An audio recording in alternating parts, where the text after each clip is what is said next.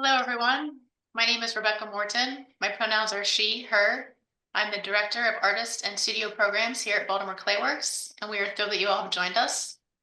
I would like to acknowledge that I am joining from my office located on Piscataway and Susquehannock land, currently known as Baltimore, Maryland. It is my pleasure to welcome you to our virtual studio tour given today by Kashima Robinson. Kashima is our 2024-25 Embart Fellow. Kashima Robinson, a Baltimore-based artist who uses ceramics to explore the spaces between defined forms and highlight moments of self-discovery. With a background in ceramics from MICA and an associate's in fine arts from CCBC, Kashima's practice focuses on sculptural ceramics and mosaics. Their work disrupts perceptions, creating dynamic pieces that document instances of growth and change through the intricate ceramic tiles and containers. For more information about our artist talks, please visit our virtual library at baltimoreclayworks.org. And I will now turn it over to Kashima. Thank you, Rebecca. Welcome in. I wanted to start talking about my time at MICA.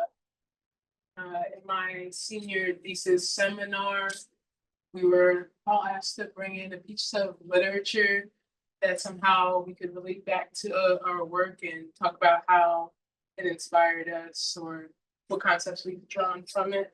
And the first time I did it, I brought in a section of the play Fences by August Wilson. The portion I brought in was a dialogue between Rose and Corey, remembering Troy who had just passed. And in that section, the author was using language that talked about how someone's presence kind of can exist in the space in a way that alters the way that other people are able to feel like they can express themselves in whatever way. And I think there's a lot in that play to draw from, but I think I find now what I was mostly driven to by it was the language that they were using to describe that phenomenon of like someone's presence having a certain kind of physicality to it, and also the idea of offense is this kind of boundary we use to like define our spaces and claim it as ours, but it's also kind of open and can be pierced through by a plant, a flower, or maybe a tree from the other side. And a lot of that kind of language kind of comes through my work in ways that I didn't first plan to, but now I kind of really embraced it as something like a way I want to have the work speak in a way. The next day that I didn't bring in a piece of literature the next time. This time I brought in a game to play. And it's called Semantical. And it's a word guessing game. So every day there's a new word to guess. You have unlimited guesses. And each time you guess, you get feedback via a numerical value on a scale of like 100 to like a negative 100. And that feedback is giving you clues to how semantically similar your guess is to the word of the day. And it sounds like a very cerebral process when I explain it, but in process, it's kind of a very playful and intuitive way of trying to find a word. I thought that was interesting to me personally because I've spent like a lot of time when I was in elementary school. I had a behavior chart, which was this communication device used to go between the parents and the teacher to communicate how the student was doing in class, and it was usually reserved for students who were being disruptive, and so I thought I write a lot of statements about using word to like interrupt people's perceptions so I can reintroduce myself. And I think it's funny that like I was kind of the least disruptive person for a long time to the point where this I don't know, and then I started thinking about the idea of like somehow that empty space is disruptive to people in ways that I think aren't, classically expected. And the idea of using words to express yourself is such common, like so commonly expected. But I do believe, like, through my experience, that there's something like I found to be kind of uh, just as valid a way to express yourself through like non-verbal cues and art, and certain feelings and stuff can't necessarily be held together by a certain word. And a lot of in the game helped me kind of realize that idea of like we can be searching for a word that's semantically similar to whatever we're feeling forever. And I thought that was so. And now in the word, not not only that idea of like empty space and silence comes through, but the idea of using text and um, forms of communication as composition rather than the primary means of communication. So I have around the studio a lot of remnants of me playing with letters and different forms of text, like Morse code on all of the mugs and cups I make and some of the dinnerwares as well. You see it. There was no specific message made through it. It's just using the forms that come through as part of the composition. Trying to find interesting ways to arrange them in space. I use also these are left over from the poster I made. Just the remnants of the text that I needed to communicate, but now it's like finding a way to bring it into a gallery space as a composition. And that's fun.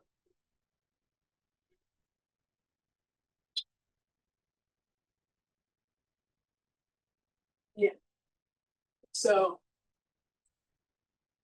I'm in that, and it's kind of I'm playing with it.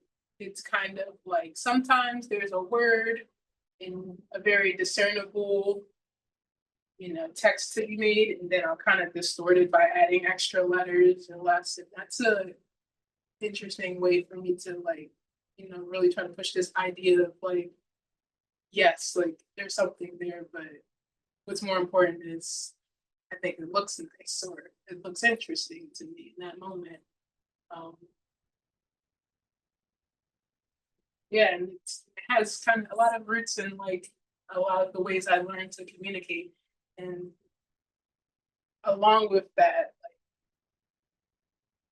like experience of the behavior chart had me reflecting a lot on like the ways in which my expressions have been kind of monitored and modulated, and I've been trying to find more sincerity in it through that experience. So, but the first and yeah, so these cups also I had them represent moving waters. I think maybe the text could refer to the idea of movement, but one of the first things I made when I got here and was these two large wall tiles. Um, One of them is a representation of. I said in my artist talk I was making a portal piece and a good luck charm, and this is the result of that. And the portal piece or mitosis of a sort, and I was questioning what that meant to me and why I thought I would want to do that. And I just felt like I need to, and then eventually I stumbled upon this video of this man explaining to me the process of cancer cells and the qualities and characteristics of them are that they're kind of isolated and they can't communicate with the other cells and they're damaged and they can't repair themselves and the only thing they know how to do is to constantly be reproducing themselves and creating duplicates and copies of their damaged self rather than completing their life cycle or repairing. And this is what that piece has come to me, this idea of mitosis, just growth and splitting. And a lot of the work, the language and the work also kind of references that in ways I didn't exactly mean for it to. And I thought that was interesting. And the good luck charm here on the floor is this kind of, I think, representation of waters. I think it looks like waters and moving waters. And the reason why I chose moving waters as its pair is I've been exploring the idea of water as this kind of healing mechanism or simply a place. How it was explained to me is it is by its opposite, which is a still water. A still water is a place where a mosquito could lay its eggs or harmful bacteria can thrive. And the antithesis of that is a moving water. So if you're on a hike somewhere and you're at a stream and you need a drink of water, go to the place where the water is moving quickly over the rocks to get a drink. It's where it's safe. The point is where those kind of bacteria can grow and thrive. And so there's a lot of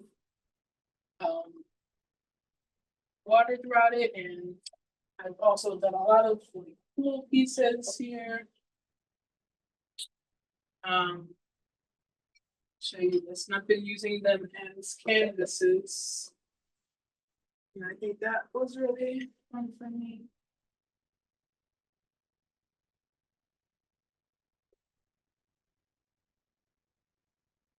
Yeah.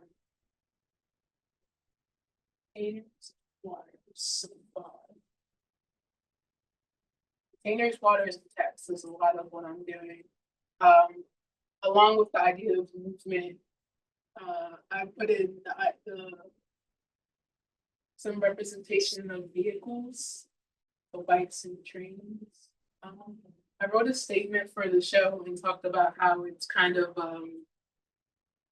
a documentation of my journey through body and spirit. And I tried to leave out the idea of the mind because I think also language is kind of falls into that category of being super cerebral and thoughtful about the ways we process things. And I think I found that being super in my body was way more beneficial to me in the long run, or currently at least.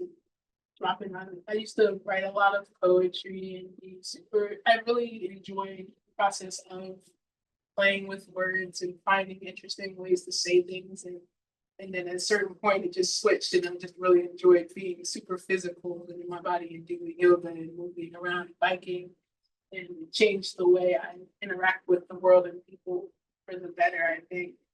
And yeah.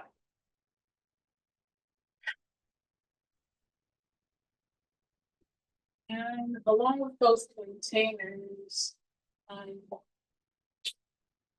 have these kind of smaller crates up here, and this big milk crate. The process of me making that was me projecting the image onto. This is kind of just one of the crates that I found laying around the studio. Changed these kind of words to it to change the design a little bit. And I think it's also kind of like reminiscent of that, like one becoming two type of thing. This kind of shared space. It's interesting. I talk about like that splitting feature as like a kind of in a negative way, and I think um there's also this kind of subtext of like things that become shared just by being near and in communication with people. I think that's kind of present always. Interesting, but it's great. The title is like called Creepy Bull and the Orc. And I was thinking about this idea of the first thing is like when I see milk crates out in wherever I am, they're always being used the wrong way by people. Uh, I could barely ever see a milk crate being used for intended purposes, and many of them have this word written across it, say calling the user or a misuser, and threatening penalty for misuse of it. And I think that's interesting because the way I've been like subverting language to try to um, highlight its like beauty over its function in a way is, feels like a misuse of it. But I don't know, there's this idea of like meet people in the war. I was thinking about this moment of like grief for like the idea of um realizing that like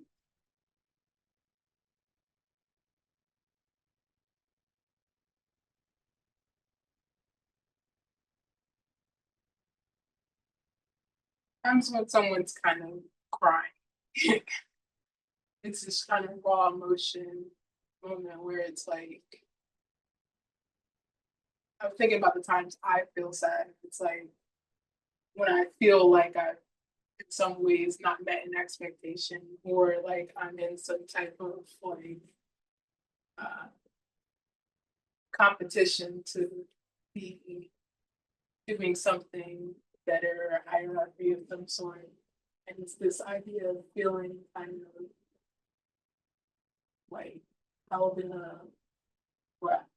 And the way the bull kind of this bull figure kind of reached me, I know it's there is because I my breath pattern changes. So I was thinking about like at the end of your cry, when you're trying to regulate your emotions, your breath starts to change and like it. And I'm like, when's the last time you seen anything like that?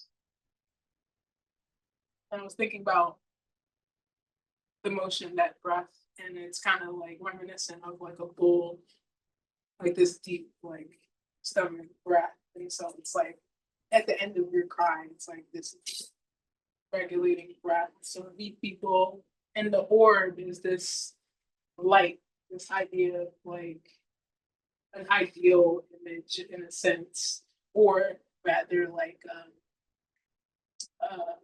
illuminating figure that kind of takes you from those kind of shame around anything.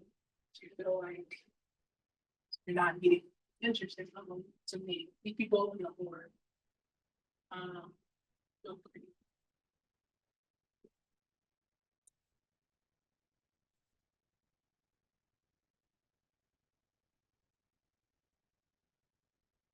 Um, I told a story about how I had a visitor and they kind of came and held this cup, and I was really inspired by what they said because it was super sentimental. I don't think I had the courage to say it before them, but this idea of like catching light in your hand, you know, how like everything is kind of like trying to capture light in an object, which is it's an interesting concept. But to me, it felt like I was trying to explain to them how I think everything's like that, and also how the idea of kind of holding on to objects was something that I was struggling with when I first came here. And so a lot of the work was gonna exist in kind of an unfired state for a long time. And it took, I don't know how, but I kind of made a transition to the point where I was like, I'm gonna fire stuff and keep it and have it have a different lifespan. And that was an interesting process to go through. And so the only thing left now, or that is unfired and will exist in the gallery space unfired, is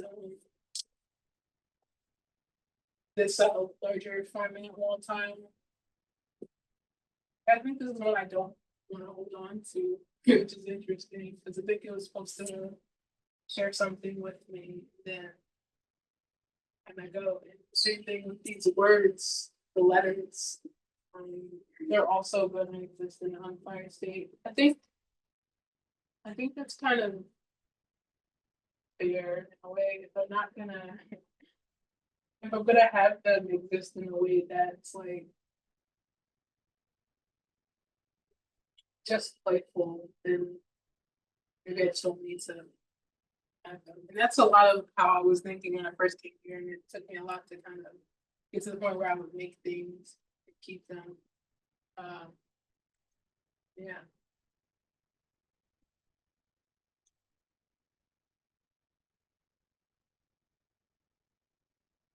What's the point where I show you all the teeth? Showing teeth. Um,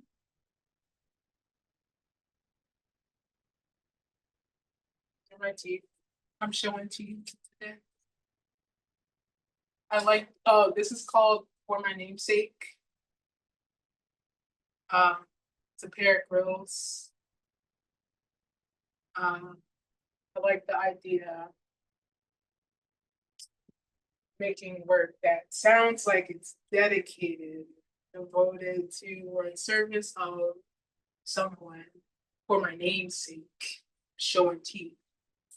My name is Kashima. It's Japanese in origin. Uh, there's a town in Japan called Kashima, and enshrined in that town is a deity that shares my name, and also an alias Tamamitsuki. And but the Kashima deity is depicted as a warrior, who sometimes has a sword, and other times has a big rock, and they wrestle with a catfish, a giant mythical catfish, and a little fish. And I think it's interesting that it's emphasized that it's a wrestle, like it's not something to be defeated. It's kind of just something that's being wrestled with. And we know a catfish to be someone who has a feigned appearance in like current times, how we use that term. But it helped me talk about this idea of finding sincere expression. If you think about the idea of showing teeth, it could mean anything. In like putting on a smile to greet someone, to ease it, or to maybe display a comfortable feeling. It's all interesting. Showing.